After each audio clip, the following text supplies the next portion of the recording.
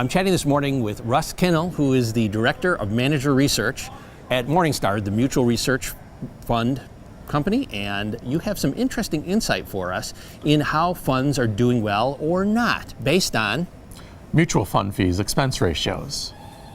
Now, what exactly are we talking about here? So success of the fund or what they're producing, what they're yielding? Yeah, so what we found is that fees are very strong predictors of future performance, even much better than past performance. Even though that seems a little counterintuitive, we find that expense ratios are very good predictors to the point where if you buy a high cost fund that is in the priciest quintile, you have about 1/3 the chance of success as buying one in the cheapest quintile. So fees are incredibly important to the fund research process, to the fund selection process. So give me some numbers on that. I mean, obviously we want to have a low-cost fund, low management fees. That helps us out getting a success in our fund. Give me some numbers.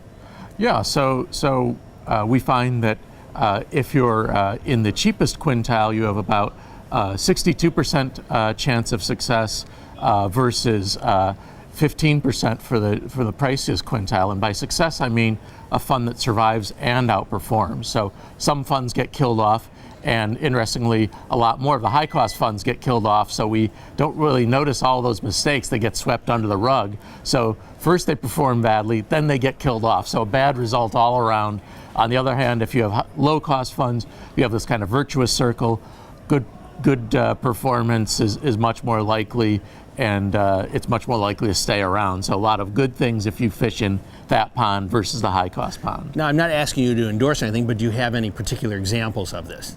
Well, sure. If you look at Vanguard, nearly all their funds are very low cost, whether active or passive. So you're paying very low costs, say maybe 10 basis points for an index fund, maybe 30 to 60 for an active fund, very cheap across the board.